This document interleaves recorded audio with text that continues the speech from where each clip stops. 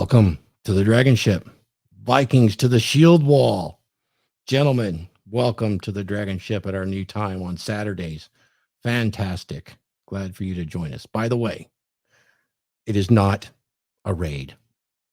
It cannot be a raid. So now that you know that, let's move forward with the DragonShip, gentlemen. Today, I want to talk about something kind of near and dear to my heart because we all need heroes. We all need role models. This is something that is critical to raising good people. Otherwise, we'd just be animals, savages in this world. And since we're all serious about life all the time, we need to have some entertainment. And we've had some good entertainment. The advent of books, radio, television, movies. In the last 15 years, we've had kind of a trend in our movies, going from really good movies, interesting movies, sharing the hero's journey to, well, let's just see. Is TV too woke? And is movies too woke? There is a war on you, a war on your heroes, a war on your mentors. This is an article from just a year ago about TV being way too woke. I mean, look at this. This is from RT, of course.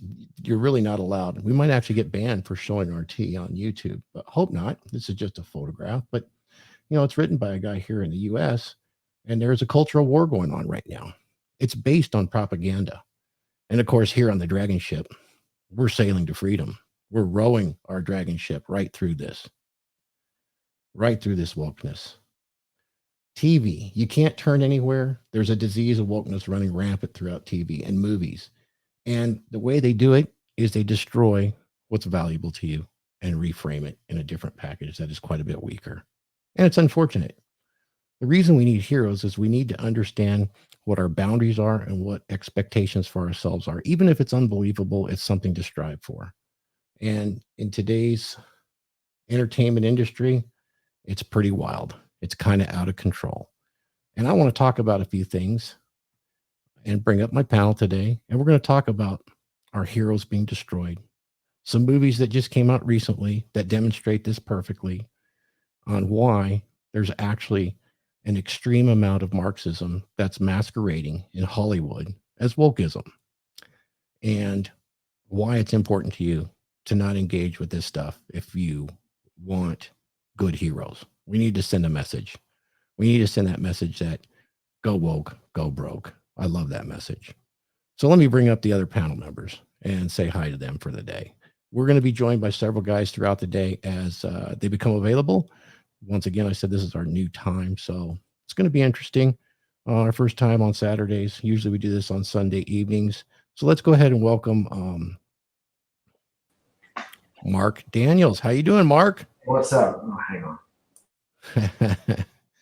How you doing there? Oh, shoot, you muted yourself. Here, Skull. Well, Mark, you're muted. So I thought I was muted, and I wasn't when I muted myself. So yeah, I'm doing great. How you doing today? Oh, loving life, man. This is going to be an exciting topic because I watched a movie that just recently came out, and it's a Predator remake, and we'll get into that in a minute. But it's pretty damn funny, you know. So we're going to talk about why that's important, talk about propaganda, and why I say this is all propaganda, and why there's ultimately an agenda behind it to make you think and act weak, particularly men. Let me bring up our other guest for today. Is Andre De Leon. So let's bring him and get some background on Andre, first time guest. Andre, welcome to the stream. Welcome to the DragonShip, brother Viking. Thank you, Thor. How you guys doing today? Good. Welcome to the Shield Wall. Excellent. You want me to give you some background, or give you some background on what you like, what you're doing, who you are, how you got involved in this wild time of red pilling, the DragonShip, and why you're on the Shield Wall today. Well, I've been watching you guys for a while, and a friend ironically introduced me to Alex, and me and Alex have started up a relationship. And how we got together, I was getting results for a red pill group here in Texas, and I'm a master, or I use NLP and hypnosis to get guys results. And usually it's getting over their approach anxiety. And the big one, it's kind of what we're talking about, or loosely or parallel, is the confidence to be a man, and that it is okay, is natural and right, and totally, completely normal to ask a young lady or a woman of any age out. And that it's okay to go have a cup of coffee, a Chardonnay, a beer, go have a steak or a salad or whatever. And I help guys get through those walls and start up relationships and get that confidence. So. Excellent, excellent, excellent. I'm glad to be joined by you guys today. One of the things we're talking about, and I just talked about in some of my book writing that's going to be coming out next year, is on dominant masculine presence. A big part of that is identity. And so heroes are a crucial part of forming an identity. And every man is just not born with an identity. It is something that is formed. It's part of his ego. It's part of his core, and it's ever changing. I mean, we've all heard the terms reinvent yourself. This is something that occurs all the time. And we refine our identity and our character, and it becomes a part of us. And if we're good at it and it's really solid, we increase our charisma. And charisma is an incredible thing too. And so to have your heroes and mentors destroyed in front of you is definitely a blow. And we're going to talk about that in just a moment. Let me bring on Raith, and then I'll get into the meat of it. Guys, please welcome Raith Thor. Solid panel member. Welcome to the DragonShip and to the front of the shield wall today. How you doing, Raith? Doing good, brother. How about you? I'm living the dream, of course. Here we are on our new time. Hopefully it'll be a more convenient time, and we'll have some fun with this. So today, just bringing everybody up to speed. I know you saw the topic. We're talking about why there's a war on our heroes and mentors and why Hollywood's out to destroy them. Now, why did I pick this subject so much? Well, propaganda. Every man that's watching this or watches this in the future needs to understand that us as human beings are extremely programmable. Andre, Raith, Mark, you know this.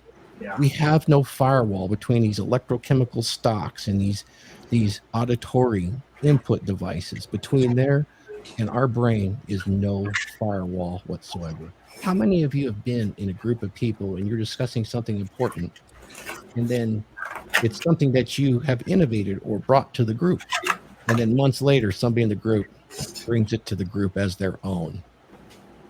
I'm sure we've all experienced that, right? You got the guy at work, you got the fantastic idea, you're broadcasting. Oh, that's great. 4 months later, hey, I have this idea. And it's exactly what you talked about 4 months before, right? Yes. That's part of human nature because you're programming him. He probably honestly believes, we think, what a dipshit, right? Stealing my idea. In all reality, he's following his nature. He's got this program, and he probably actually believes that it is his. More than likely. Now, some people will actually steal and plot and do all that, and they're the ones that actually have a higher level of intelligence. But most people, they do not. And they don't mean to do that. It's just the way we're programmed. We hear those things subconsciously. It brings it up. And I bring this up because I want to share a screen on propaganda to set the stage so that when we talk about TV and movies today, that coupled with social media, which essentially your phone is a TV or a movie box or a radio, is the primary path for propaganda to be pushed to you. And what is propaganda essentially? It's a method of programming you through language and visual cues to socially conform to something or to create an idea that you're comfortable with and then nudge you into a spot that others want you to be in. So let me share just some quotes so it sets the stage today. Okay, so let's go here. And I will share that screen. All right, can you guys all see this? There's some really interesting stuff here. This came from our favorite AH. If I say his name, I guess I get banned here. But the skillful and sustained use of propaganda can make people see even heaven as hell, or extremely wretched life as a paradise. Does anybody know why I said it is not a raid? Anybody? We'll get back to that. When I opened the show today, I said it is not a raid. Yeah, I remember that. This just came out last night. Who got raided this week? Oh, that's what I thought you were talking about. I wasn't 100% sure. I don't It watch. is not a raid. Let me put it in the chat. It is not a raid. Every single propaganda outlet has put out in the last 24 hours. It was not a raid. It's not a raid. His house was not raided. No, it's just a neighbor that came by to say hi and forcibly entered into the property just to say hi and look at his sweaters. Right? It's not a raid. Extreme examples, right? So that's pretty interesting. Propaganda is the executive arm of the invisible government. This is not a conspiracy theory. Elites with millions and billions of dollars do set policy. They absolutely do. Look at the World Economic Forum. Of course they set policy. And who is interested in those dollars? And in order to obtain those dollars, we have to have masses of people maybe move in a certain way, you see. And to get them to move in a certain way, that's where propaganda comes into play. You know, you guys ever hear of I forgot the name of it, but it's the perception of power when somebody has a uniform, such as a doctor's uniform and a stethoscope, and they say something, people automatically give it credence. Yeah. This is where it came from. It's called the color of authority. Yes, it is, Raith. And this is why movies have this inherently inbuilt, because somebody spent the time and the money to put this together. It's pretty wild. And of course, propaganda works best when those who are being manipulated are confident that they are acting upon their own free will. You know, not to get off on a side tangent, but China has played the long game with us for almost 40 years. They've invaded our entertainment industry to weaken. China is using Sun Tzu brilliantly. Is their military that strong? Well, they'll tell us it is. Are they going to invade Taiwan? I really don't believe they will. But, you know, they have actually been brilliant in invading our education systems with identity politics that denies that it's Marxist in any way. How do I know? I've been in California for almost 50 years. Come on now. We can see the change. We understand. I've worked with high-level Chinese people, and they laugh at me when we say, oh, we're not communists. They laugh and said, California, you've been communist for almost 40 years. You don't even know it. Who owns all the property? Love those people. They're the hardest working people. Honest to God. Nothing against them. They're beautiful. And I respect the hell out of them. But the actual politics around it, and I don't generally get into the politics, but politics are firmly rooted in our entertainment for this purpose right here. You know, no first world country has ever managed to eliminate so entirely from its media all objective, much less dissent. I mean, they're doing some pretty amazing things. If you tell a lie big enough and keep repeating it, people will eventually come to believe it. And that's true in all regards. So what do we have, man? If you haven't seen it yet, I haven't looked it up. I will right now, just so you know. Woke failures and train wrecks. What is woke movies? Well, we're going to talk about it today. So, woke movies, pretty much, are movies that put people of color, LGBT, and even gender in situations where they have no place whatsoever. Or it's a male figure suddenly turned into a woman. Okay? So, if you just simply type in woke movie list, hit IMDb, and you go to IMDb. This is pretty amazing. Woke TV. There is a giant list of these things, and it's pretty amazing. And they actually break it down into, they think it's a good thing. They even say on here in some of these articles, you'll get comments from, I don't know who, but you get comments that say things like, not woke enough. You know, we need to have more wokeness in this movie. So it's pretty amazing. So what am I talking about here? Well, I watched a movie on Hulu. You guys have all seen Predator, right? Yeah. Yes. So let's talk about Predator. What did you guys like about Predator? Let me jump over there to Predator. You guys see old Arnold here? This is a pretty manly man's movie from the 80s, right? When you talk about masculinity, I was defining it. in Webster's, it defines male as masculine. Number one means male. Okay. But if you go to the American Psychological Association, it defines masculinity as toxic. Seriously. Yeah. Yeah, So it's a language twist that says being male is toxic. Straight up. Why would you do something like that? We know men and women are better together. Why would you do that? Weakness, right? Yeah, it's the only thing I can see. Why would you want a country or a system to be weak? You wouldn't do it to yourself. But if you could convince somebody that they're weak or cannot do something, or can do something that is completely out of the norm, and they think it's normal, you know, you've heard of cults getting people to do things they never would normally do. Heck, 300 years ago, the Aztecs convinced people to kill their babies and offer blood sacrifices based on these same principles. Who got them to that point? It weakened their society to the point where, you know, yeah, they blame it on disease or stuff, but that society that's doing that is weak to the core through and through. It didn't take much, you know, for 200 guys to destroy them. They also had the help of hundreds of thousands of other natives. That's fact. That helped them destroy the Aztecs because they were that corrupt. I mean, look at this. There was some amazing things about Predator. I mean, you had the manliest of men going after an objective, you know, and they did well. They did the things right. They were trained. They were highly skilled warriors, you know. They pulled together as a team. They used the logic. There was a little bit of laughter in there. I mean, let me click on this one. I mean, there was a woman in there that became, you know, the protected interest that men protect women. So it had a lot of the classic feeds in it, you know. And you had the guy that had basically, you know, game, muscles. I'm sure he had money. He was a mercenary getting hired for this, right? And then you had this strange element where there was this creature, you know. There was this strange creature that just knocked the dog fuck out of these guys. The toughest of men on the planet were up against something. And there's a point to this, because this really follows the hero's journey for Dutch here, which is played by Arnold, right?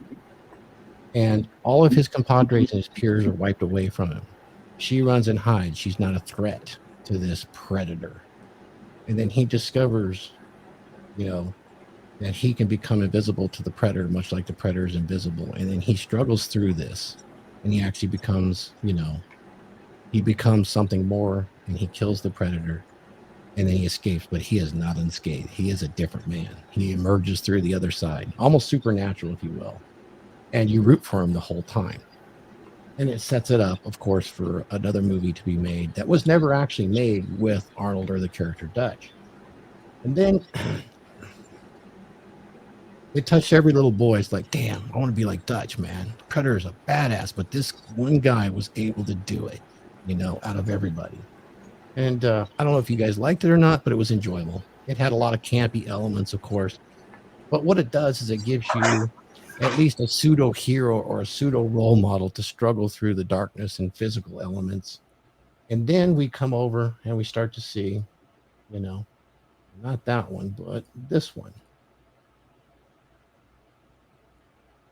Okay.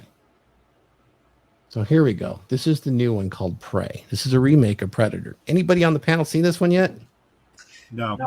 Okay. Let me describe what's going on here. Yeah, I watched it. So Well, we're going to laugh about this, but let's just watch. I actually was extremely entertained, but for reasons you might find very different. Predator 1, Arnold, protect the woman, the hero's journey, right? You get down. I mean, even, you know, they have movies in between there where they never really follow the same model, and they're never nearly as successful because this touches men at their core. Men are the primary consumers of movies. Then you have Prey. Prey was made, and it was made to be a remake or a prequel following the same storyline, but as a prequel to The Predator. It was set in 1817 there and about, or 1718 there and about in America. Okay, and it's a period piece. And of course, it is kind of a horror flick because there's an alien, right? And the main character has now been gender swapped to this 110-pound girl. Okay. Now, they did a really good job with the predator, who is about an 8-foot tall behemoth of a creature that can kill a full-grown grizzly and hoist it over its head, much like I do a 120-pound woman as I press her over my head and then throw her about 40 feet. So this is what she's up against, right? And she's the only one that can see it. But let me set the stage.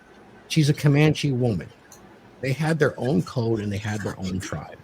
But that's not good enough for Hollywood because it can't be what actually is real. It has to be modern. Okay. You would think they would give her the hero's journey, but no. She's perfect right out of the get-go. She wears pants. She's the only Comanche female that's wearing pants in the entire tribe. Every time you see another Comanche female, they're washing dishes, they're scrubbing clothes, and they're fat, which no Comanche was. Okay? Very bizarre. And then anytime anybody engage her, whether it's mother or brother, by the way, she has a mother and she has a brother, and it's a single mom that's raising. That's the point. Okay? And she's fucking perfect. Okay? So anybody that engages with her, she immediately argues back. But I'm smarter than that. I know this and I know that. And I've seen this and I've seen that. It's a complete debate style of communication that's so popular today. It is what their young women are being trained to do today. Absolute debate style, kind of disgusting and argumentative right out the get-go. No humility, even though she has a brother that's trying to protect her. Now, he's being raised by a single mom. There's other warriors in the tribe. She wants to be a warrior, which, of course, if this is a period piece and these are Comanches, the women are extremely valuable to them. They even raid other Indian groups to capture females so they can increase the size of their tribe. Indians engaged in slavery big time. It's a fact. Do you think they would let her go on the hunt? Oh, and then they make it even worse. She's a super expert by throwing a tomahawk, which doesn't even look like a tomahawk. It's a stone. It's not even metal. If anybody's thrown stone into a tree trunk, you know what happens to it. And then she sharpens the stone with a piece of bone, which is ridiculous. This is how bad the writers have no grasp on reality. And I think it's on purpose. I really do. And there's no historical context other than what they think it should be, as in viewed through a modern egalitarian Marxist system, right? All of the old men, there's no old men that are tough and leading. Nope. They're all sick, fat, and can barely walk. The young men are kind of in their teenage state. These are the tribe of Comanches. And throughout the hunt, she's always out there to hunt. And she runs across a mountain lion. Of course, one of the warriors is injured. And of course, spoilers, guys, I'm going to give them up here on all these movies. So if you don't like it, too bad. You know, one of the warriors got injured by a mountain lion. They're hunting a mountain lion. And it knocks her off of about a 20-foot fall, and she falls on her back. Perfectly uninjured, but she's unconscious. Her brother takes her back. No injuries whatsoever. She weighs 110 pounds, right? Just stupid things like this are happening constantly. And then she's out the next day. She decides she's upset because they didn't keep her on the hunt, even though she was unconscious. And she's a warrior, that she decided to go out on her own the next day without telling anybody. And nobody comes to look for her, which is insane. If you lost a woman in your tribe in those times, everybody'd be on alert and find out what the hell went on. 100%. And just the fact that she might be maybe 20 years old here without child is unbelievable for such a time. But anyways, I digress. She decides to go out on a hunt on her own. And she decides that tying a string on her stone tomahawk increases the level of potency of this weapon 100-fold. She can throw it sideways 30 feet and it hits perfectly every time because she has this leather cord tied to it. Pretty freaking amazing. Oh, and then she runs into the predator because she saw a bear and it was hunting the bear and whatnot. And she escapes the predator because there are trappers, white men trappers, that just want to kill everything in sight. And the first time you see any impact of them, there's this field of hundreds and hundreds of buffalo that have been killed and skinned, and their carcasses left. Now, she just killed some rabbits and ate them. And then she goes up and blesses the bodies of the damn buffalo. And she picks up an actual brass cartridge and looks at it. 1817, gentlemen, there are no brass cartridges. The slaughter of the buffalo didn't happen until the 1850s and 60s. And guess who did the majority of it? The Indians we hired to do it. No brass cartridges. Why did they put something like that in the movies? It was to portray those trappers in a specific light, right? So now you have justification for her to betray them to be evil. It's just such a MacGuffin, and it's beyond the pale. Of course, she's a Mary Sue, so she's perfect. Anyways, long story short, they capture her. She escapes. Her brother's there. Then the other warriors capture her, but not do they save her. No, they beat her up. She has a fight with one of them, and she beats one of the men that outweighs her by 45 pounds. And then they tie her up. It's ridiculous, and it's just not really watchable at that point. But bear with me, it gets much better because this predator is such a badass that he kills like 40 of these trappers with amazing weaponry and physical prowess. And yet her and her brother are left alive. And they actually injure the predator. And then the brother looks at her and says, "It's not after you. You pose no threat." And it kind of pisses her off. And then he sacrifices himself to save her. Of course, she doesn't run or any of that bullshit. She figures something out about one of his weapons and how it tracks and who knows what. But ultimately, she kind of tricks the predator and kills the predator. And she takes a beating that would have turned her into absolute hamburger just being thrown once or twice by something of that size. I don't know if any of you guys have ever seen, but just an 800-pound elk, if you hit a car with it, kills people. And they're inside of a steel cage. The laws of physics don't apply in this movie, yet she just is. She gets back to her tribe, and she's amazing. They give her the leadership of the entire tribe. They give her the curved staff of fertility, whatever the hell it is. The only woman that's wearing pants. And they do it on purpose. She's the only one that's wearing pants. Of course, a Comanche woman would wear buckskin pants, but they all would. It's pretty bizarre.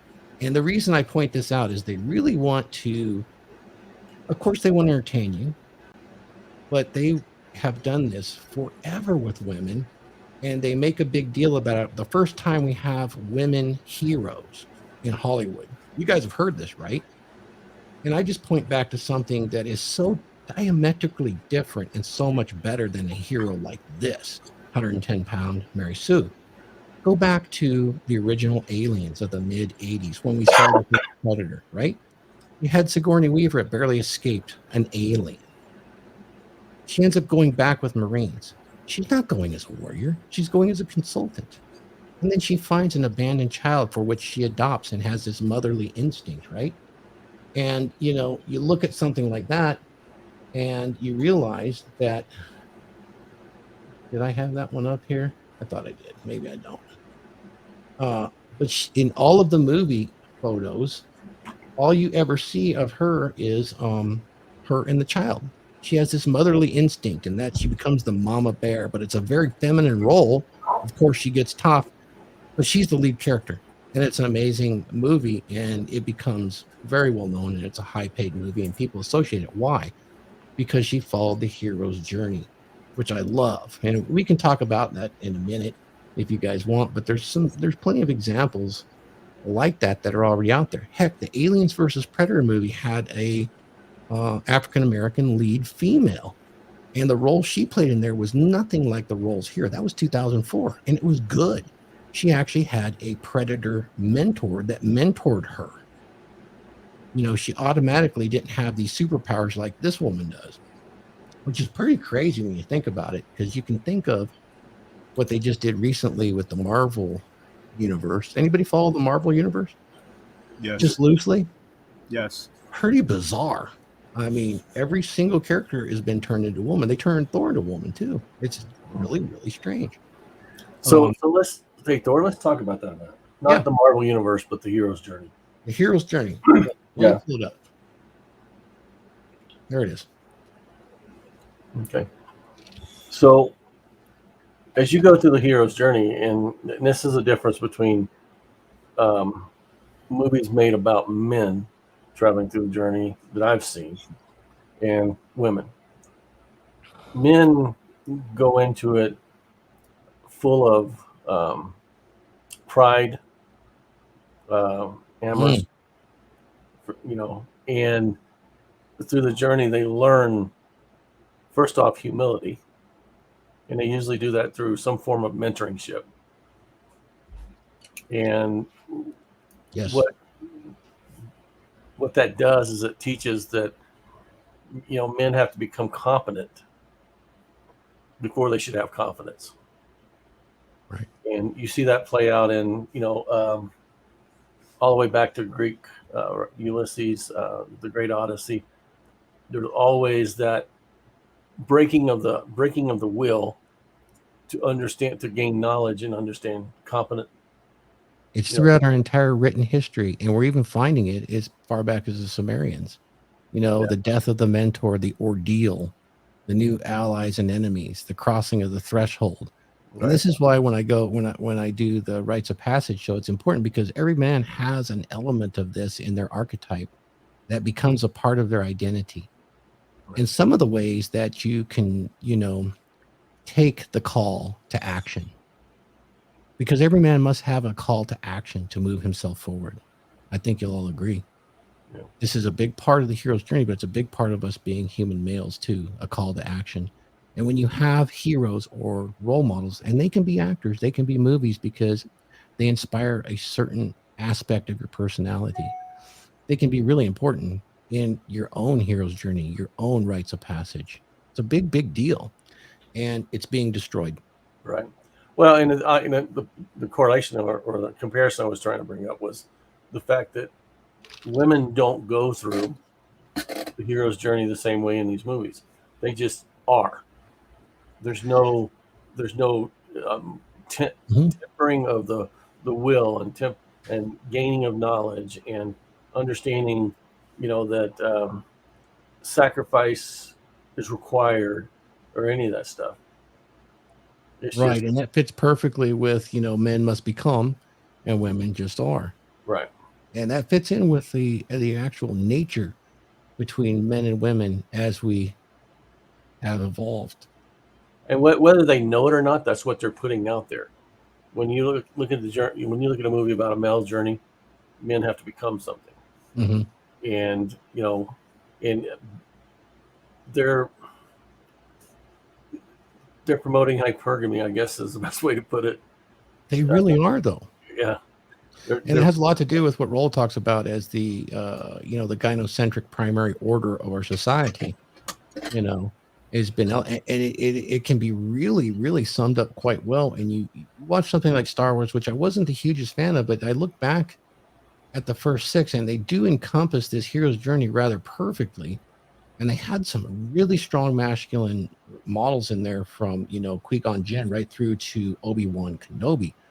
The dude by the end of the Sith was the stud of studs. This guy, I mean, he was undefeated, quite a man, and you just don't take it away easily, even with age. You move on to the new series, which is, Obi Woke Kenobi, and his character is literally being destroyed in front of you. This is a photo of him in that element where he's in his prime and he's commanding presence. He has command of presence. It becomes stripped from him completely in the new movie by a little girl that's supposed to be Princess Leia. And her communication style and this woman's communication style in this movie is what? It's argumentative, combative, even when they agree with him. You hear this all the time, guys. I want you to watch. You guys that are watching now, you watch YouTubes. Listen to just about any woman that's speaking that agrees with a man. Even Jedediah Bila, who agreed with Rollo on several aspects, says, well, I 100% agree with you, but if somebody says they agree with you and follows it with a but, they don't agree with you at all. And if you listen to the way these are written, they're written in exactly that style, be it by choice, on purpose, or by accident. This sort of thing teaches, and people aspire to these role models. And I believe there's an entire group of people that are responsible for this do think that they should retrain human beings to behave like this. But the reality of it is this has been done to us over the course of many, many years to weaken us. For what purpose? That's what I want to know. Why would they weaken us? They Well, let's weaken the go back to, relationships between men and women. Yeah, Raith. let's go back to what you were saying about what if you go into the American psychology or psychological association and look Right. at what APA, look at what they say about masculinity as being toxic. Why do they do that? You asked the question, and I didn't get a chance to answer because I was trying to get my protein drink down. Why do they do that? Because if you can strip away the standards and you give everyone no standard but their own perceived standard, then their mind is easier to manipulate.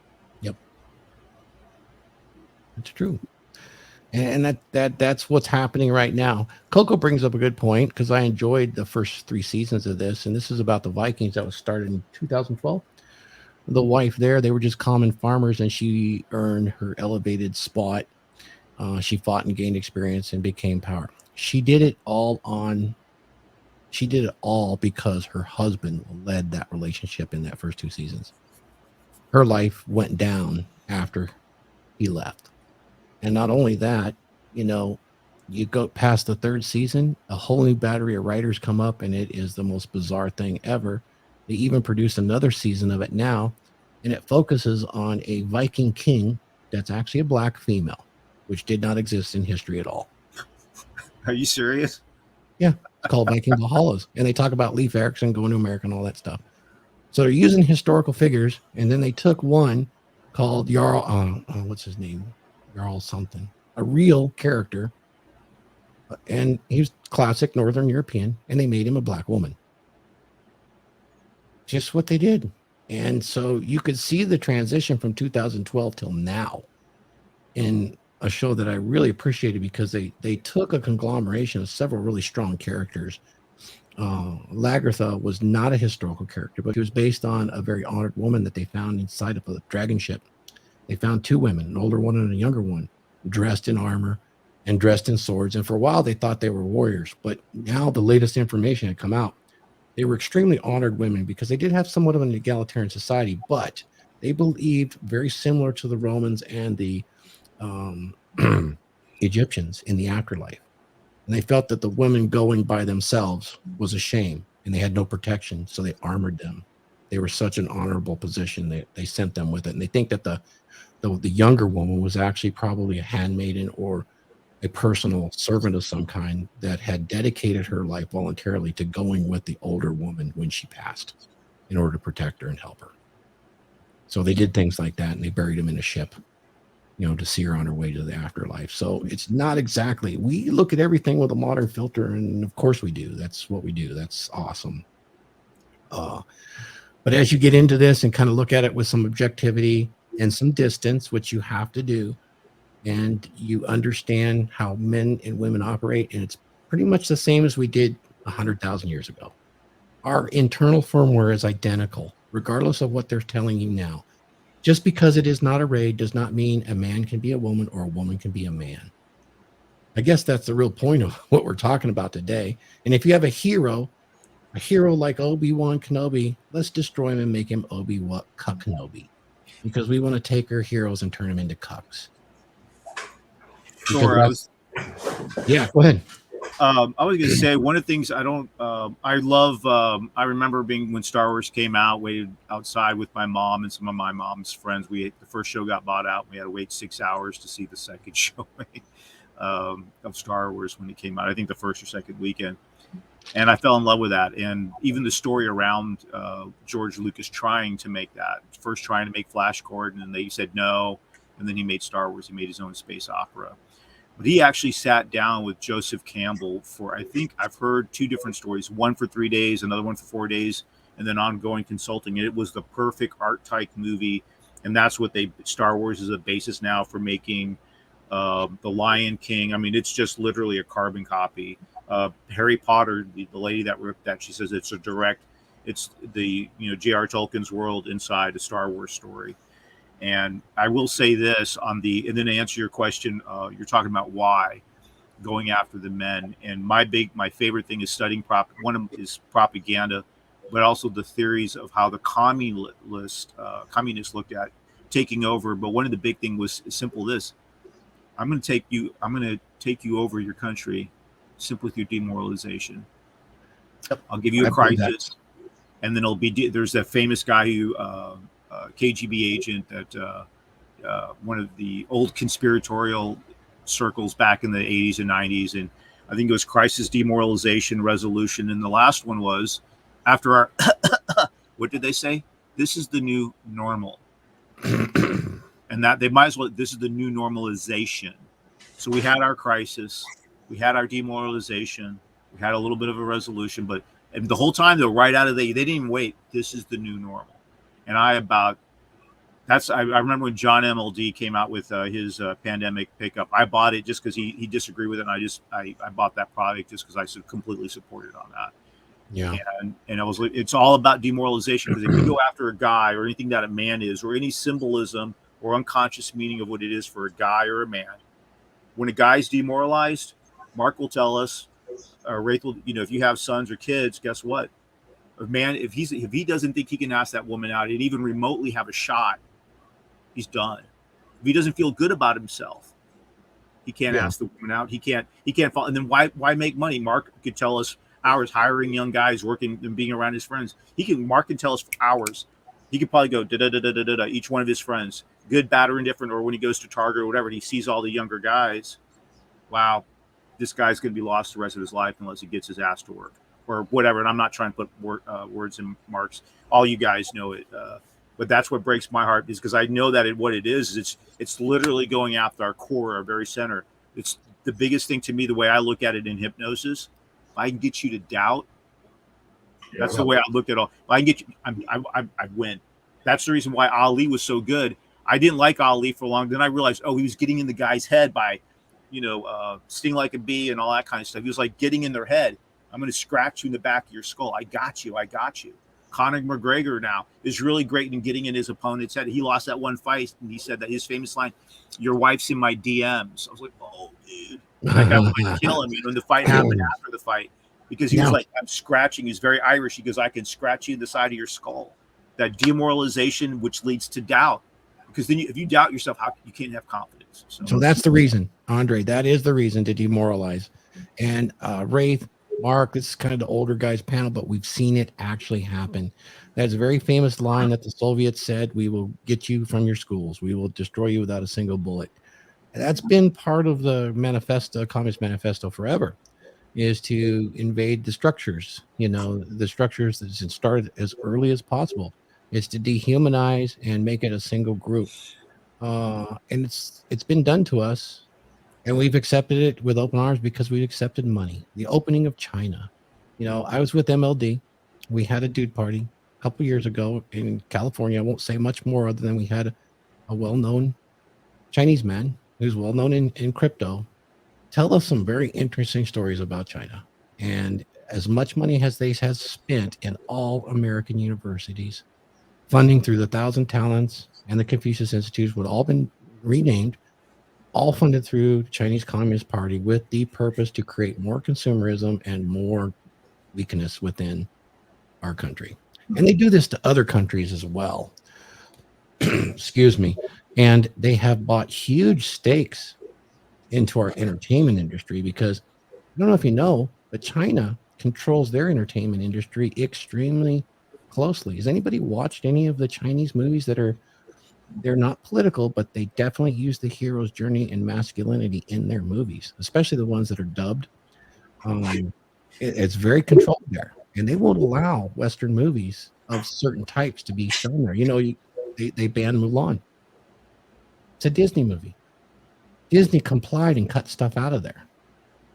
But I guess my concern is when are men and women going to wake up? Okay, because if you look at the communists, socialism is not sustaining. It's not self-sustaining. It can't be. Right. Okay. And what ends up happening is, if you look at China, they have a top 1 to 2% of party members that control all the funds, all the money, all the corporations. And that's what happened in Russia. You know, you had Stalin's group, and you had I think it was like 4% of the population were top party members. So it's no different if you look at it from a standpoint of any economical, any economic, what do I say, process, whether it's capitalism, communism, socialism. There's always going to be an elite within that. The difference being that the elites in capitalism are made. Okay, and they're made through their work. They're made through their own ability to invent and design and grow. In communism, the elites are made by pretty much blood. Appointed endowment, yeah. And they're definitely trying a little bit different. They're using some playbooks right out of National Socialism from the 40s now with public-private partnerships, whereas the policymakers set policy, the capital corporations enforce policy. You're seeing that throughout America with the DEI initiatives. I'm sure you're all familiar. That's diversity, equity, and inclusion. This has impacted the television and movie industry very, very much. And the reason is 7 years ago, laws were passed here in California where nearly 80% of everything that is made was done, and they were immediately adopted in Britain, where they have extensions of those companies. And now you're seeing the ultimate outcome of those programs that were basically baked in our universities and funded by think tanks that were funded through Chinese Communist Party. And that's quite a claim to make. And people would say, well, extraordinary claims require extraordinary evidence. My evidence is watch the movie Prey and then watch Predator. Where is it? Well, what's the point? Well, it's just entertainment, Thor. Don't worry about it. Well, you're telling a very impressionable people, especially girls, that you're as capable as a man who was literally genetically built for combat. A teenage boy can destroy an adult woman, and even one that's in shape, very easily. We're geared that way. Us males are the disposable of the species. The females are valuable because they propagate for us. And this is what drives us beyond just mere survival, you know. So what do we do about it? Well, we recognize it. Number one, we educate men, join the DragonShip and spread the word. Being aware of it's very important, because once you're aware of it, it loses its impact vastly. And that's why something like YouTube went so crazy. Mark, you know, we had social media for a while. That was the wild, wild west. Do you guys know that if you do a web search on any topic right now, you'll have hundreds of millions of hits, but you can only go 15 pages deep and then it locks you out. Test it yourself on Google. Test it on DuckDuckGo, who was bought out, by the way. You only got one now. You got Brave. Why were they bought out? You think I'm lying? Go take Google. Go more than 15 pages deep. See what's there. No more information available. You're being fed information. YouTube. I'm not lying. You'll see. I used to do research and go like 30 to 100 pages deep. Oh my God.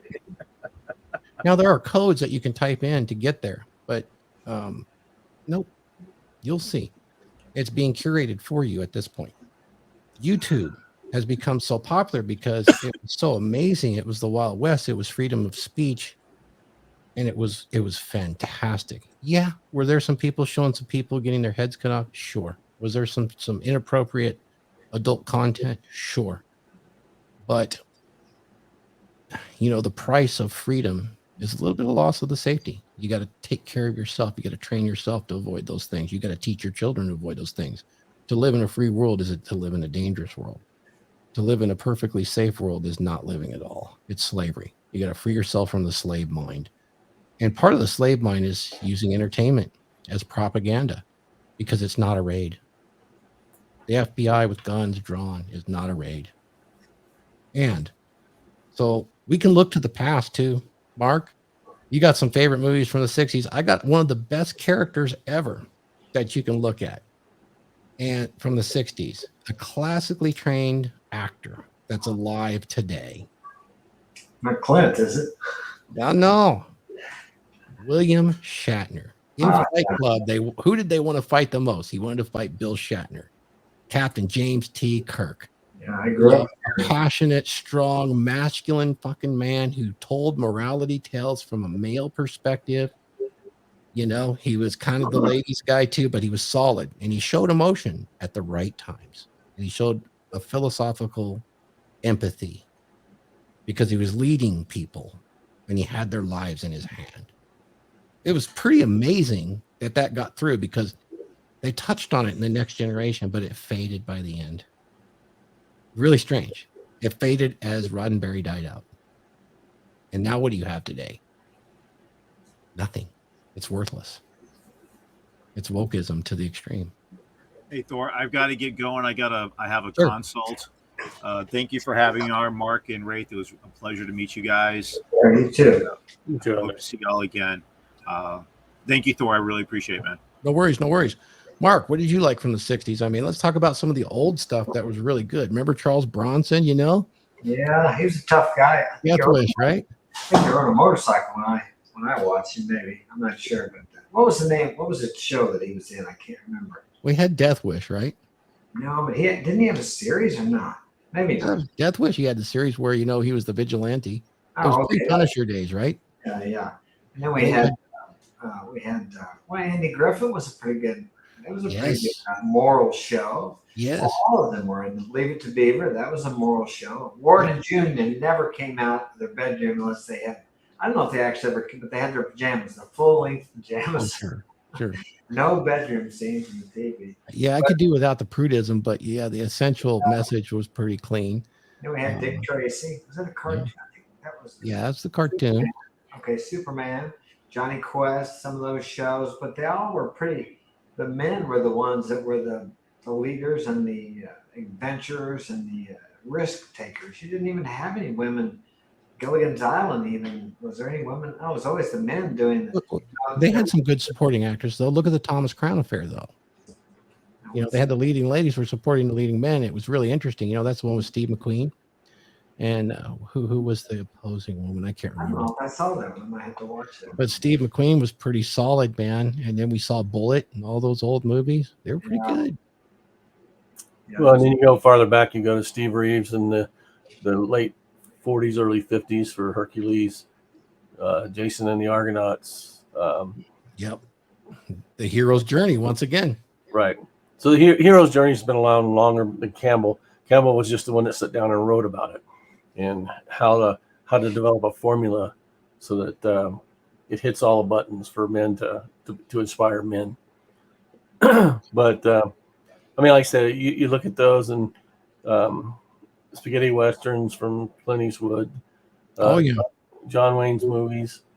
You know, all the way up into the 70s. Yep. You know. You remember Combat, Raith? Combat. Yep. And Rat Patrol. You know, it's interesting because they didn't really subvert your expectations. It's like every single movie that comes out, nearly all of them have to subvert your expectations where the bad guy's actually the good, like the new Obi-Wan Kenobi. They emasculate your hero. They bring a female in, and she is one of the nastiest bad people in the world. Cuts off a woman's arm, threatens people, kidnaps children, but she's actually a good guy by the end of the series. So bizarre when they just subvert someone's expectations like that because it's so unrealistic to redeem. I mean, if somebody's going to cut people's arms off and kidnap children, they're not going to turn good. They got some habits going on. Okay. It's not the end. It's the ends justify the means is the message they're sending, you see. But look at the redeemable characters. Most of them are women. Mm-hmm. Okay. It's hard for you to find a movie where men become redeemed anymore. Yes. Now, I saw one that was kind of interesting recently. Now, I'm glad you brought it up. I'm going to send a spoiler here. Has anybody seen the movie Nobody from 2021? Yeah, I have. That's pretty interesting because it's about a man who's put himself in an interesting spot with his family where many men find themselves today. Kind of in a rut, woman in charge, working a mundane job, children losing disrespect.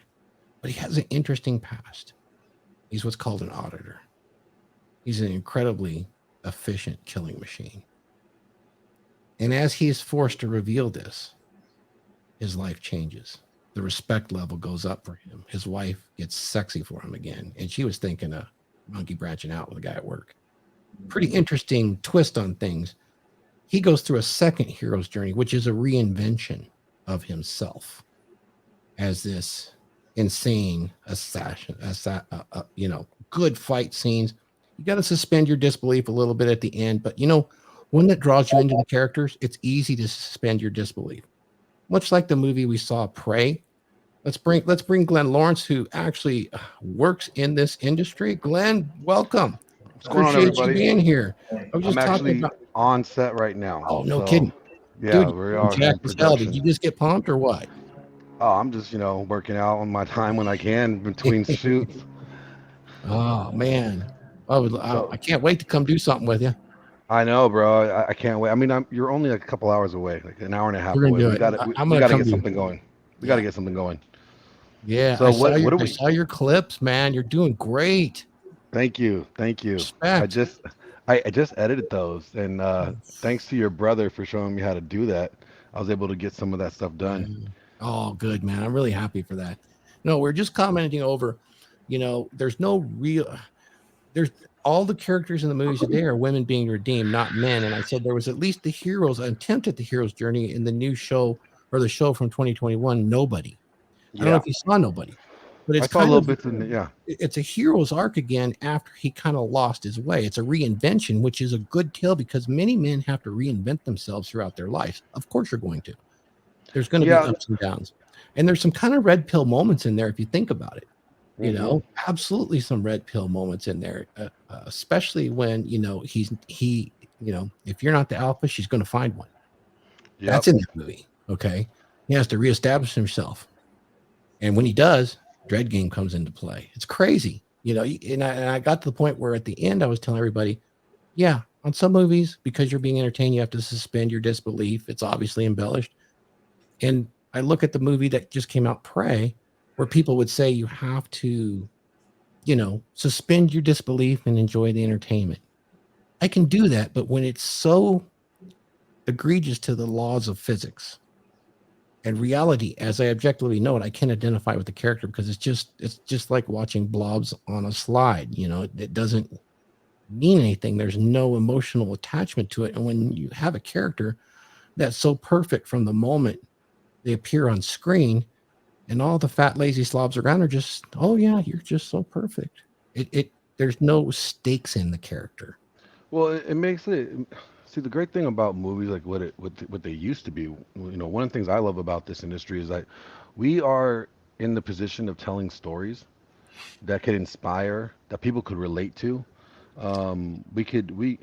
There's been times where, I wrote a short where somebody was like, and it was talking about male suicide and all the factors that play into it. And none of it had to do with mental health. It had to do with, being zeroed out and stuff like that. And it didn't get a whole lot of like positive reviews from the woke, media, but I had some individuals message me privately telling me, thank you. Like you were telling my story. I felt like you were telling my story. Like I felt like I was alone until, I saw your video and it just kind of, reminded me like, oh, there's other guys out there going through it. And the problem with Hollywood now, is that they're making these stories and they're creating these characters that don't relate to people. And especially when you have a very dominant female lead, like, Wonder Woman. Wonder Woman's a great story, but she is unrelatable to the modern woman. There's no woman that could relate to Wonder Woman, but Rocky, you watch the Rocky movies, the guy that wants to be a fighter, struggling, he has to train, and he goes through some stuff and he loses a fight, but then guess what? He wins a fight. That's reality. And people could relate to that. And, they don't have to necessarily be a boxer to relate to Rocky's story. But it's relatable. Nowadays, we don't have relatable stories because they want to make these strong women characters when that's not reality. Yeah. Why do you think that is? I have my own ideas and I talked about it earlier. I think that it started about 12 years ago or whenever they really started pushing the diversity, equity, and inclusion corporate, and it started to bleed down.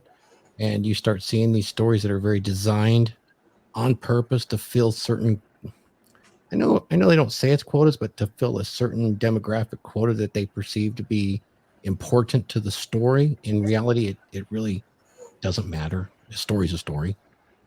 I think it's really because they're trying to push a narrative.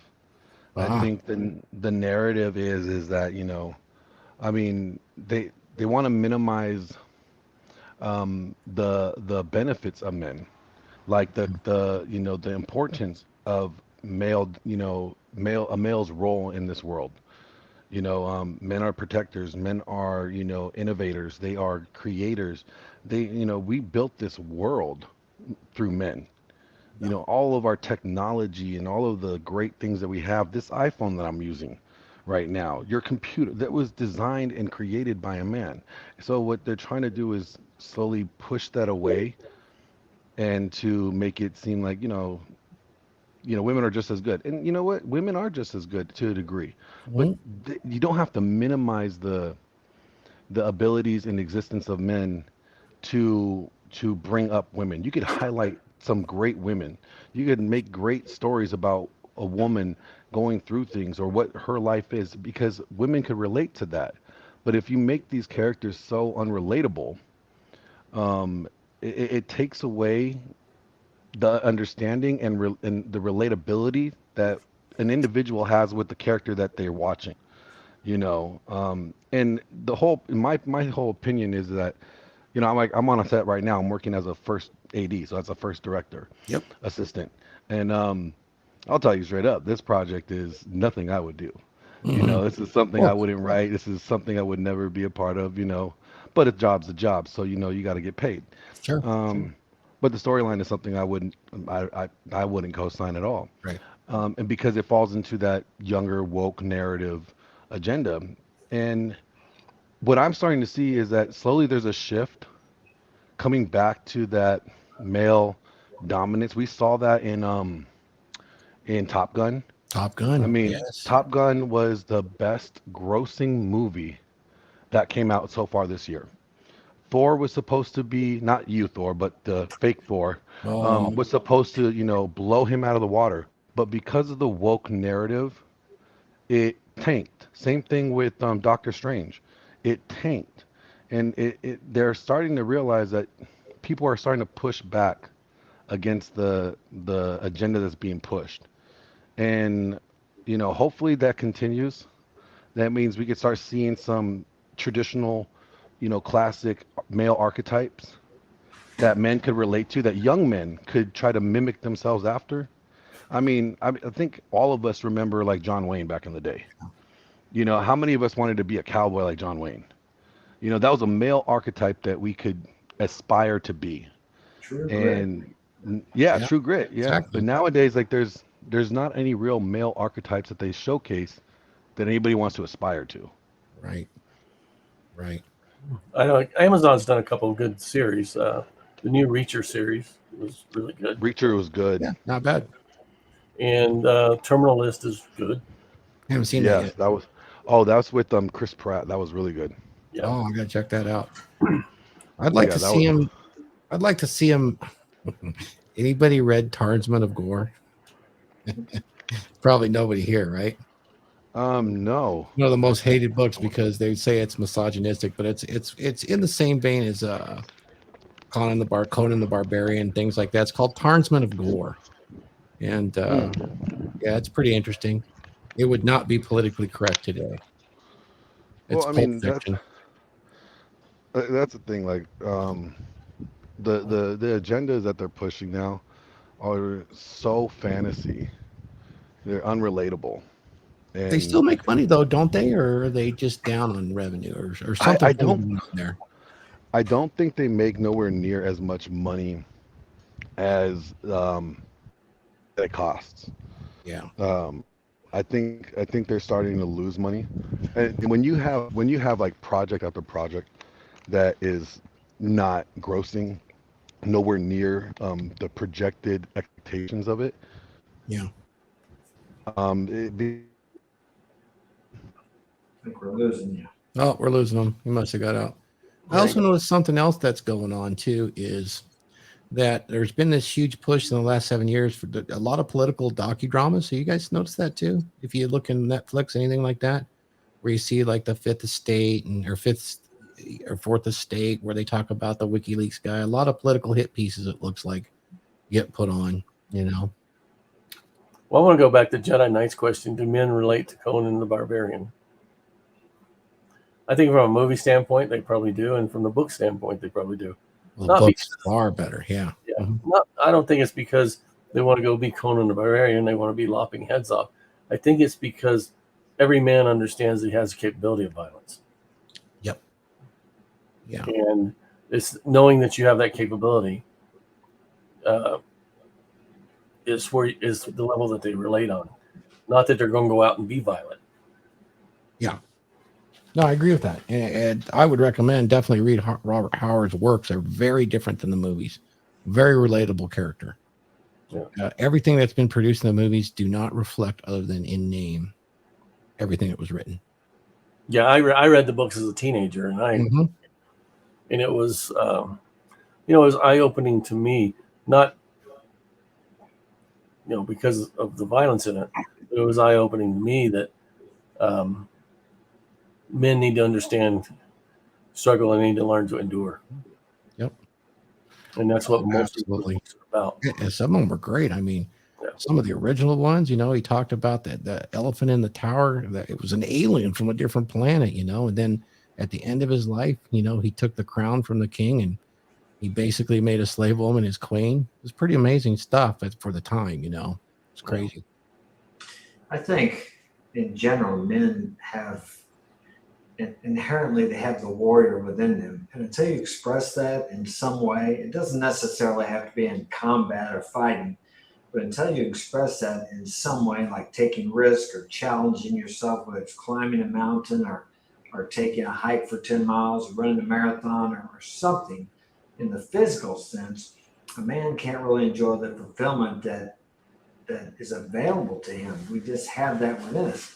And the only thing that stops us from, expressing that is the fear and doubt that's within us. And every time we overcome that fear and doubt, it gives us a feeling of exhilaration we can't get from any drug that I've ever experienced. So, and of course, what we got going on now with the movies and the fantasy, these people try to live through that vicariously, and kind of like Glenn was saying, but it's so far out there that even the women can't relate to these characters, and the men, they can relate to the warrior if they got the warrior aspects of the, like Conan the Barbarian or in the Predator movie.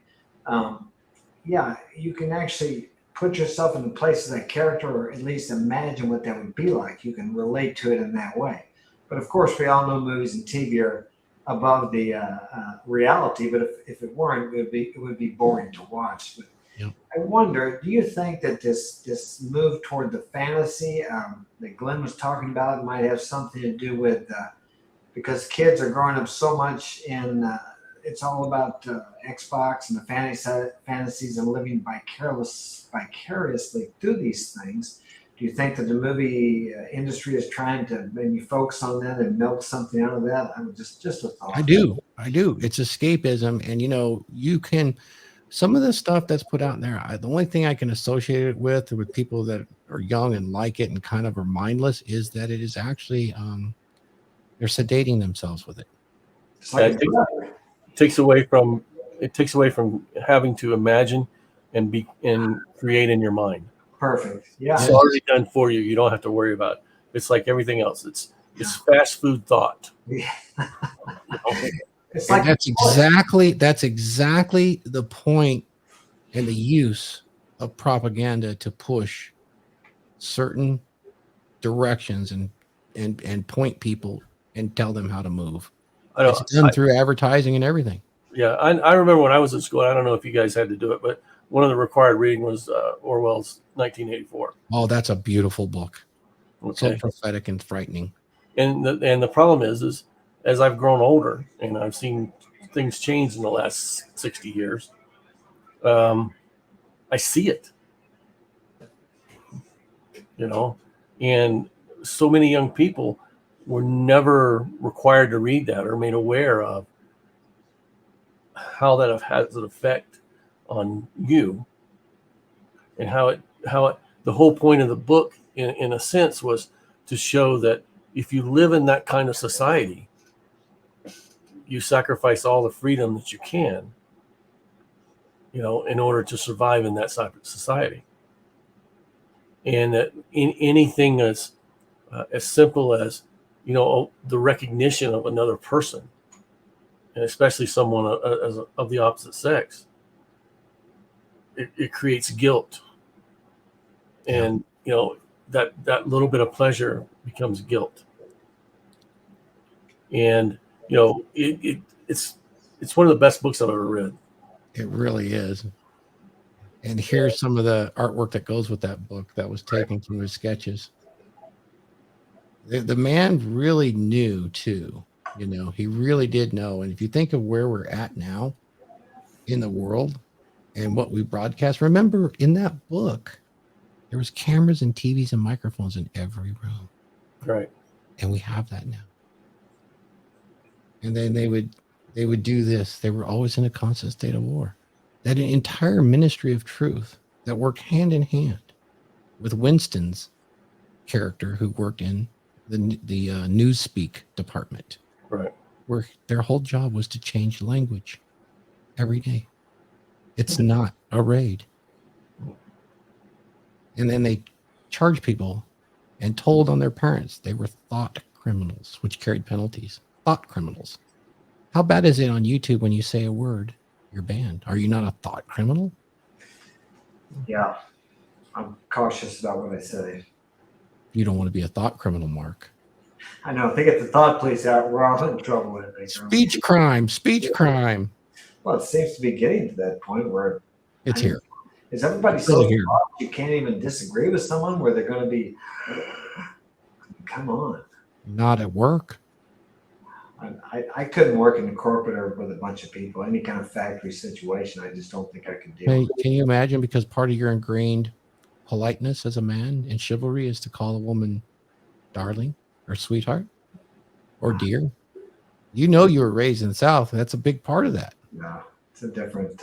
And you can't, and you do that now, you're a criminal, essentially. Yep.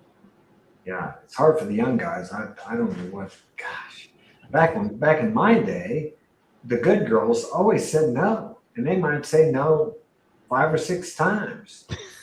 I mean, it's just what they did, because the ones who just said yes and enthusiastically consented, nobody wanted to be with them again because they were with everybody else. So, right. When I met a girl that said no and she meant it, I knew.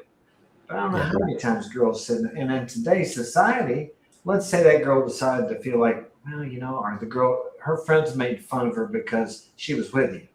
Well, I really didn't want. I did tell them no. They take you to court, and if you're honest, you're in trouble. So how does a young man navigate his way through all that? Does he have to get written consent? And then she's going to say what? Well, I felt like I had to do it. Or do you leave your phone on? I don't know. I feel bad for the young men with this Me Too and all those things going on, and then the woman too, because she doesn't want to seem like she's easy or a thought, as they call him. So what does she have to? It's really a bad setup for trying to make a relationship for these young men and women. There is an isolation strategy to it. And so we have to educate the young men. That's kind of what the DragonShip's all about. And, we do the private community. We have the monthly mastermind, which is Thor's DragonShip membership, which men like this are in there. We have many millennials and young men that are struggling with these very issues. And it's not going to be solved by any one of us, but it's going to be solved by being aware of it and working around it for a while and passing our knowledge on. That's really the way to solve it. And, and every day just change that mentality to, okay, there's a lot of shit in the world, but I'm going to live the dream. Yeah. So, and what a lot of people, men and women, don't understand, the easiest way to strip away your identity is to take away your sexual identity first. It is. That's a big part of identity politics. Right. Because what it does is it dehumanizes you. It does. And then you become this thing that can be manipulated. Yeah, that makes sense, because I believe everything is from within. If you can destroy the inner man, Doesn't matter how strong he is on the outside, he doesn't have the strength within to exert that physical strength. Remember, the strongest prisons are the prisons where the bars are your mind. The chains are around your mind. And if you low, like I said with the masculinity thing, if you strip away standards and you make the standards attainable for everyone, then you basically create that everyone's a winner situation that they've been doing with sports and everything else. And what that does is it means that you don't have to strive or grow to be anything or to be anyone. Like I said, it's all systematically taking away your identity. And if you read anything about cults or anything like that, that's the first thing they do. They take your identity away. Yes. Well, it's interesting that you bring that up, because like when I do a consult with a younger man and we're trying to get him a frame, Raith, you're really good at frame setting. And I'm just wondering if you ask any of these same questions. I'll ask sometimes when I feel a guy's lost like that and very depressed is, who are the heroes in your life? A lot of times they'll be from obviously a single mother household. They don't really have a male figure to relate to closely. It's interesting the answers that I've gotten, it kind of stumps them when I ask, well, what heroes do you admire? What men are you familiar with that you would want to be? Now, I think that's changing a little bit. It's changing a little bit because just recently I've had at least 2 comments when I say that, and the answer is Andrew Cobra Tate. Yeah. So his reach is at least getting out there, and he has very many foundational thoughts as we do. But do you ever come across anything like that, Raith or Mark? I do. A lot of times when I ask, when we start having those conversations, I'll ask them, what I kind of do it a little different. What's your relationship like with your father? Yeah. And they'll say, well, I don't know him. And then I'll ask the question, what other man have you had in your life? And it's amazing to me how many men, younger men, and even all the way up into their 40s, can't name a man that had any effect on their life until they start trying to change. And that's troublesome to me. I know it is to both of you too, because you deal with the same thing. But you need to understand something.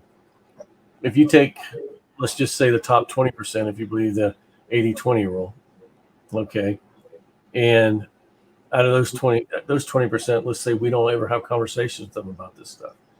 All right. Now look at the 80%. How many are we having a conversation with? It's still a relatively small percent, maybe 10 to 15% at the most.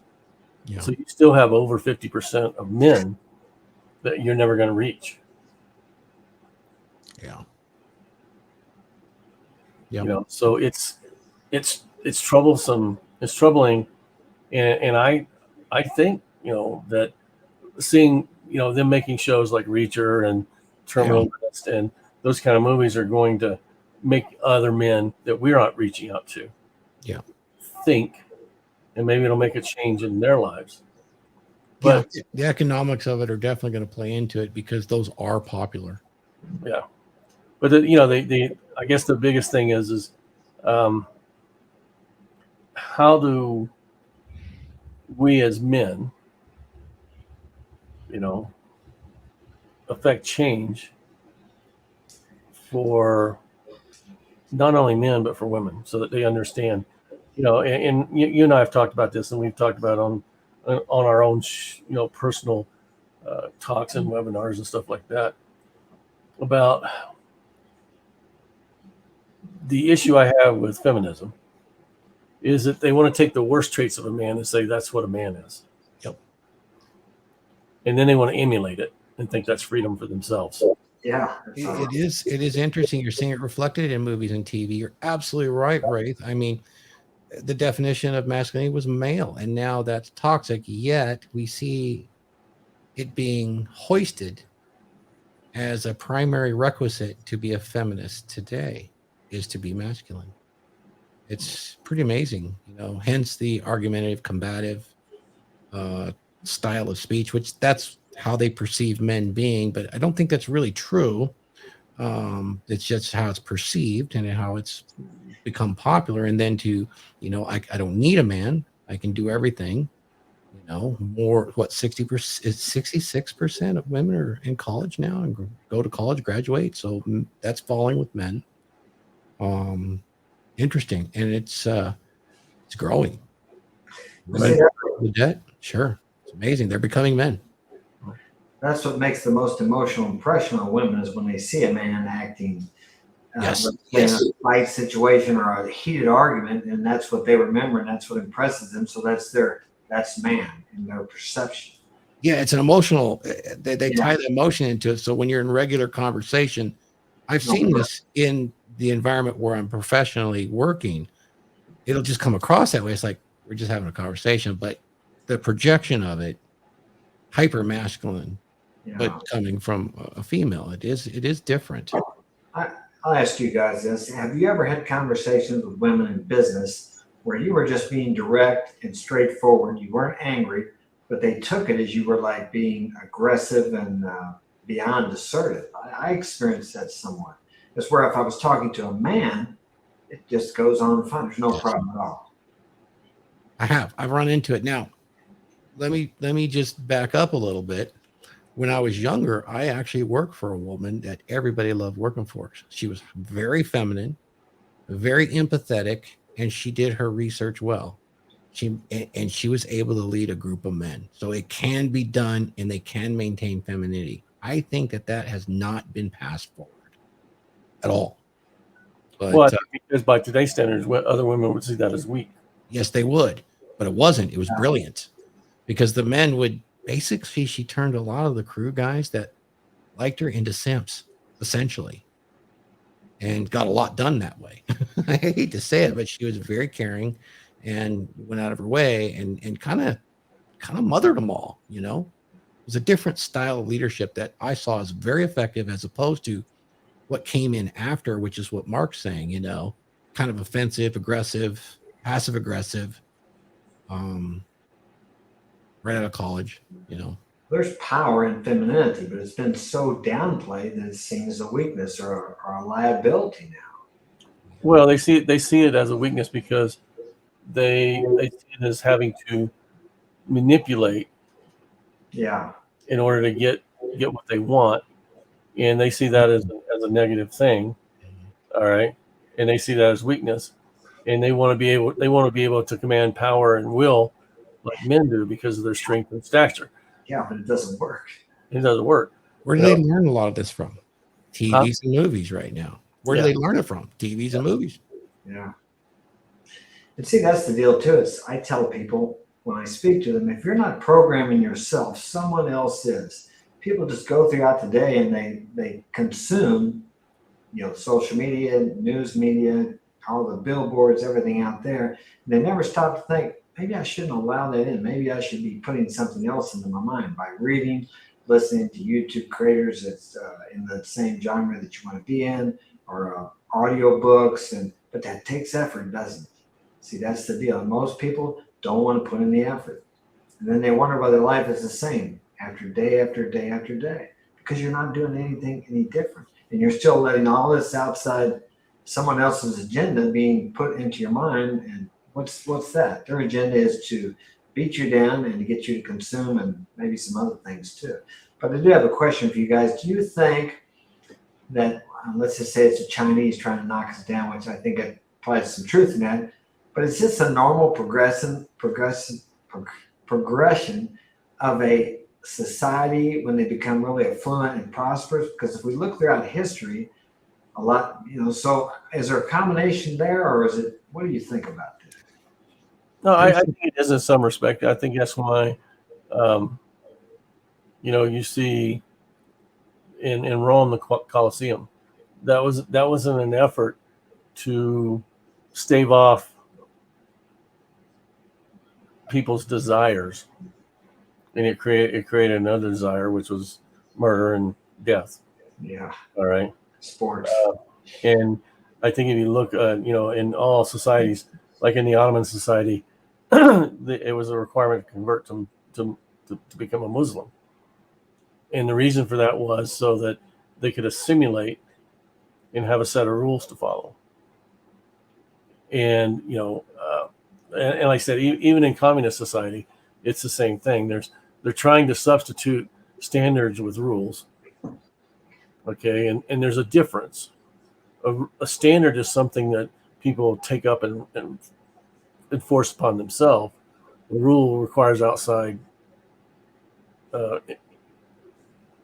guess, if someone gives you a rule and you don't accept that rule, it has to be enforced. And that enforcement comes from an outside force. So if they can't play to, like the Romans tried to play to, people's desires and lust and manipulate what that was. And, the Ottomans tried to do it through spirituality.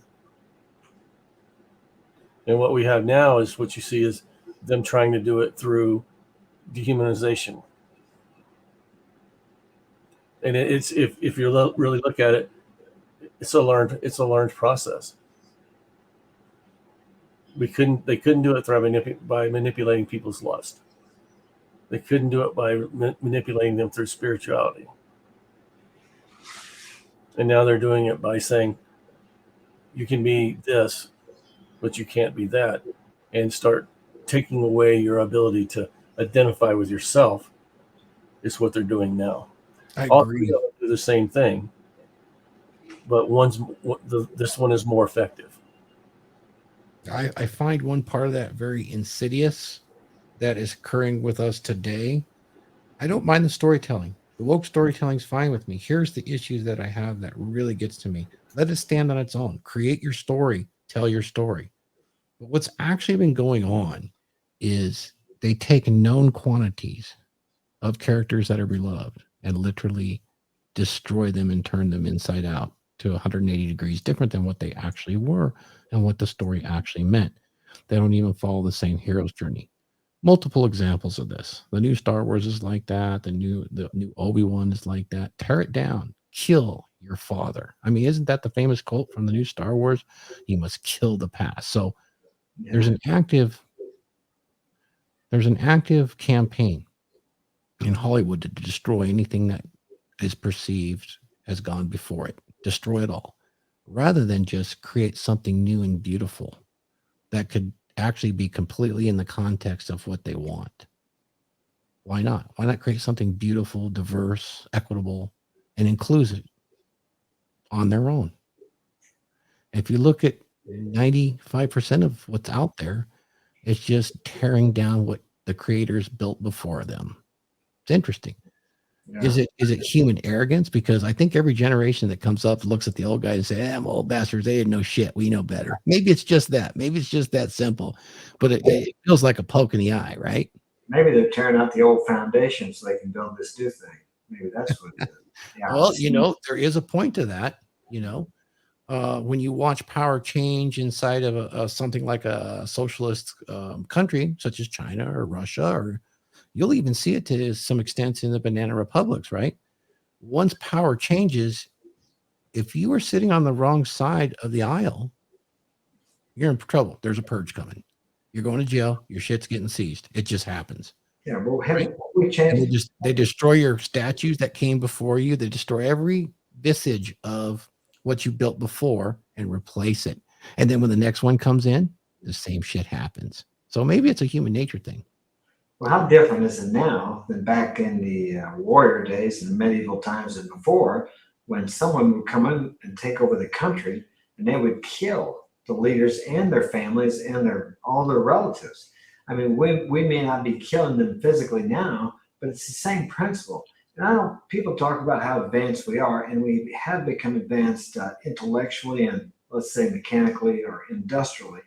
But really, we're still the same. We still got that same primitive, we got to get rid of this so we can start our new thing. So we may not be killing them physically and destroying Wait, them. what do you mean? It's not a raid, Mark. It's not a raid. Well, What do you think China and North Korea do? doing the same thing, in a certain way, if you really look at it like What do you think China and Korea? Do you think they not purge? They purge constantly.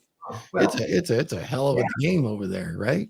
well, I'm the guy that said, and I've said this before, in this, let me see, it would be 50, probably 55 years ago in first grade, and they had the communist guy up there, I'm sure it was an actor, and it said, we are going to take over the United States without ever firing a shot. That's Oh what yeah, it's stuck in my head. It's imprinted there. I don't know why I remember that, sure. but I was growing up during the duck and cover age where you had to worry about. Well, he even defined how they're going to do it. I'll look it up later for the next show. They He might defined we were going to do it through the education system. Yeah. Yeah, they might have on this, but this was, I'm sure this was propaganda, but it was the truth. But you didn't think much about it back then. But through the years, I've seen how they are demoralizing our youth and how they look at people like me as some, I've been accused of being a 13th century Neanderthal, to crawl back under the rock. I came out with my traditional ideas Well, I'm about, just a Cro-Magnon, so I guess you're better than me. I mean, it's like, come on. If you start talking about a wife that you want her to stay home and cook and clean, I mean, you're almost a criminal. But where is the heart of the government? Where is the basis of the government? It starts in the family. When the family falls apart, then the whole country falls apart. And we've seen that in the last 30 or 40 years. Our government so obviously seems to be, I could be wrong, seems to be so obviously corrupt now that, and then nothing's even done about it, as opposed to in the past, at least they tried to hide it. It wasn't so blatantly out in the open. But the family structure just fallen apart through the years. Right. Divorce is commonly accepted. There's just so many things now that are accepted. Yeah, it's pretty amazing, man. It's not a raid, though. No. You got to go look that up, man. It's on every news channel today. I don't watch the news. About the Mar-a-Lago thing, raid. It is not a raid. Just friendly visit. Pretty amazing, man. And that's a purge. It is a purge. Pretty amazing. I guess we'll get Raith back here in a minute. So yeah, we'll go ahead and wrap some of this up. We've been talking about movies, and ultimately, we kind of complained a little bit today. We don't generally like to complain too much on the DragonShip. We're all about positive change, rising tide lifts all boats. And just by us kind of mentioning these things, we're just in the mode of educating people on what's actually there. Don't be asleep. Stop the slave mind. Wake up. Put your special glasses on like they did in the movie They Live and see what's actually going on. You'll see there's actually basically this incredible group of elites that are in charge and manipulating our entire society. And the fundamental tools they use is certainly, politics, money. Ultimately, money does it. You are a part of that cog, and you can be successful and you can live the dream right inside of it. You just have to be aware, not really, but you're going to have to be aware. You can't sleepwalk through life. Welcome back, Raith. We were just kind of getting ready to close up here and letting everybody know, we complained a little bit, delve a little bit into politics and where we're headed as a society. I have a lot of hope for it because I'm getting a lot of feedback that young men want this information. They know and they sense something's not right. I know it's so cliche for me to say this, but it's right out of a movie. It's right out of the Matrix when, Neo is talking with Morpheus and he's telling you sense it deep down. You walk around you see everybody, but it's there and you can feel it. Something's not right. And of course, if you're engaged in any social work, you're working in corporate America, you're trying to get ahead, something is not right. And you're feeling it now. It's starting to become exposed because I'll tell you what, 8 and 9% inflation is going to expose it for sure. And it can't last forever. It's quite a Ponzi scheme. And that's just the tip of the iceberg. So welcome to the controlled. I don't think most of them have lived through this. Huh? I don't think most people have lived through this. No, most have not. And even you and I probably really haven't, but we've been around and experienced some hard times. So we can see the tip of the iceberg. We may not see the sides of it. Certainly nobody does. See, I don't know the contrast. When you're older like us, we can see the contrast. We remember how it was. Yeah. We see how it is now. Is where if they're younger, they don't know how things have changed, and we can see the difference. So it's relative because we know that they just don't know. Yeah, I don't think they can imagine buying a computer that took 20 minutes to get online with. Just to start it up and get online was 20 minutes. And then you could only do 4 or 5 things. Yeah. Oh, living with no air conditioning, how could they imagine that? Yeah. Yeah. No, you're right there. And you know what the real blessing is? Being savages like we are. There's young savages out there that are quite intelligent and have traveled the world and saw and been exposed to many different things, and they can see it. They can see the worldwide slave mine happening, and they're few and far between, but they can see it, and there's some of them that are broadcasting this through all of the media, and they're hated.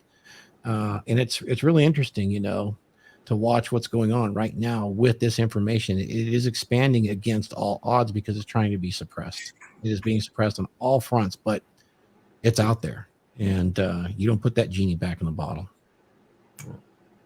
I mean, in reality, gentlemen, we're in a war. We're in a culture war, and the consequences are pretty severe. We've been in it for quite a while. It's so prophetic that you brought up 1984, written by George Orwell, whose real name was Eric Blair. Yeah. He was a founding member of the Communist Party in India. Yeah. It just reminds me, like I said, as you look through, everything that was in that book, and you look at how they're attacking language now, and changing the meaning of words. And, I go back to just the word respect. And I think we've talked about this together. Respect is something that you have that someone can admire. Okay. And it can't be taken, and it can't be earned. It has to be given. And, to demand that from someone, you can demand courtesy, because courtesy falls within the social norms of how we get along with each other. And what is acceptable behavior towards another person, or to have that towards you. But respect isn't. And they've taken that word to mean courtesy, appreciation, because everyone thinks that these people should be courteous, appreciate them, and they qualify that as respect. That's not respect. And by taking that and using that one word, and I call it's the street definition of respect now, is entitlement. I'm entitled for you to treat me this way. And that entitlement has nothing to do with respect. So by manipulating the words, changing the meaning of words to fit whatever narrative you're trying to run, we take away from ourselves. And that's the first step towards stripping away the freedom of speech. Yeah, freedom of speech, that's a big deal. Ideas light a wildfire with freedom of speech, right? An idea is unstoppable, and they know it. That's why the big tech companies are very, very concerned about who says what and when and where. And I challenge everybody to get on Google, get on DuckDuckGo, do a search on anything, and get past the 16th page, guys. They're curating the information you can search for. The majority of it is being fed by ads. Could it be just because of the money? Maybe. Probably not. They have a bad track record. So, streams like this are important. Gentlemen, realize that this stream also goes out to Rumble. It goes out to Odyssey, which is a crypto-based video service. Not as popular as we do here. We don't generate any funds whatsoever. This is not a monetized channel, so we have a little bit more freedom. And we have fun on the DragonShip. It's a little bit of a downer when you start thinking about it too much, but there's some damn good movies out there. You need mentors and you need heroes. Find some. It's a bright spot because you can aspire to those things, and you can become whatever you shall think. I'm quoting Odin now. So, guys, let's wrap it up real quick. Let's do some last thoughts on movies, TV, masculine role models, and heroes. Why is it important to you, Mark? Well, I would say my advice to anybody who's young is to only watch movies that have men in there that you want to emulate, that you want to be like, that have character traits that you admire. Stay away from things that don't seem real, that you feel like. I think we all have a moral compass. We have that intuition inside of us where we realize something isn't right. Stay away from things like that. As I look back, some of the movies that I saw when I was growing up now, if they put those on, the men would be called, well, misogynists at the very least. I don't even think they could make movies like some of those back then, but it was nothing in the old days for a woman to slap a man if he was disrespectful, and the man would take it. And for a man to slap a woman if she was being disrespectful, and that would be the end of it. There was no police called or no abuse, or they had enough character that when someone stepped over the line, the boundary, that's what happened on both ends. And that was showed in the movies. Now it's a whole different, the way they show it now, it's completely different, the perspective they put out there. But there is hope, because we have shows like this, and find yourself a mentor. But as I say, you can find mentors on YouTube here. There's many guys in our community, or whatever, somebody that you can relate to that is doing or is the kind of person you want to be. Not that you emulate them or imitate them exactly, but pick up the character traits of strength of masculinity that you want to have in yourself. And I guarantee you, you'll feel better about yourself when you start being the man you came here to be. And you can do that. I know it's more difficult for the young men now because it's hard to find role models. But on the opposite side of that, you have the opportunity of the internet, which we didn't have when we were younger. We had to find people like Raith or Thor to show us the way. But we all need someone to show us the way. If you're going to climb Mount Everest and you've never been up there, you definitely need someone to lead the way. And in life, some of these things we talked about today is the equivalent of climbing Mount Everest, because there's a lot of things against you. But take heart, because you can do it. You just have to use that desire within you, and it's okay to be a man. There's nothing wrong with masculinity, just like there's nothing wrong with femininity. Men and women are made to work better together, and we need to work better together, and we don't need to be bashing women, and women don't need to be bashing men. And that's not what we're trying to do here. We're just trying to make you aware of what's going on, and you can do something about it. So if you want to find me, I'm on Mark's Inspiration on YouTube, Instagram, Mark's Inspiration. If you'd like to get my help personally, my website is marksinspiration.com, and I offer consultations. And thanks for having me here. Oh, absolutely, Mark. I appreciate you a lot. You're a great mentor, along with Raith too. And in the future, we will also bring on some female DragonShip members to chop it up occasionally. So, Raith, what's your last thoughts? And you're one of the important mentors out there. Part of your profession is actually helping men with their careers. All right. Well, I would say the test of a good man is to be a well-read man.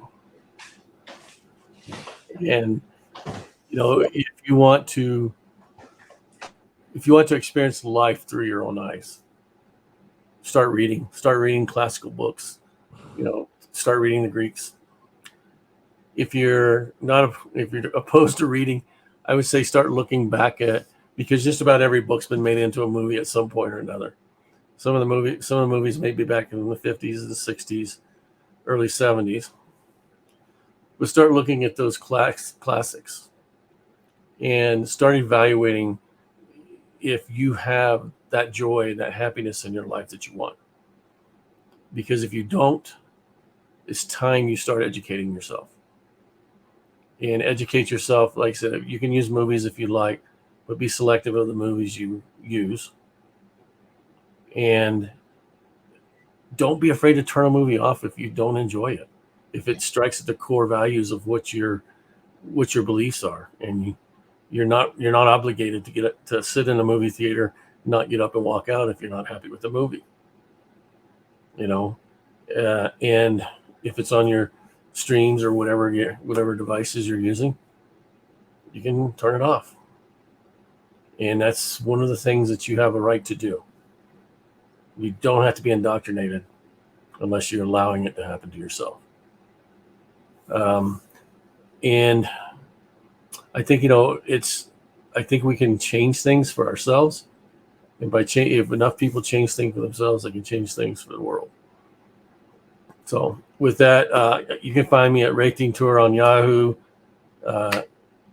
email, Telegram, Facebook, and I'm always answer whenever someone sends me something. I answer, and I also coach on the side. So if you want to have conversations and consultations with me, hit me up and we can talk. Fantastic, Raith. Always a pleasure, guys. I want to say something. These two guys are both members of Thor's monthly mastermind group, which we're going to be calling Thor's DragonShip membership. Guys, come check it out. It's right here, becomedurable.com. It's completely uncensored. It's in depth. It's a 3-hour long meeting once a month.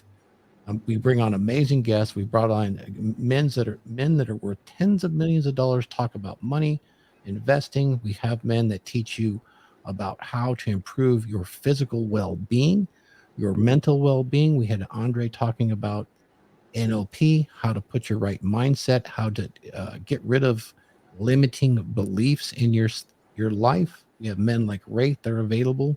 Mark's available. These are men that can become mentors to accelerate your success in life. And of course, be a good Viking in the shield wall. It's not a raid.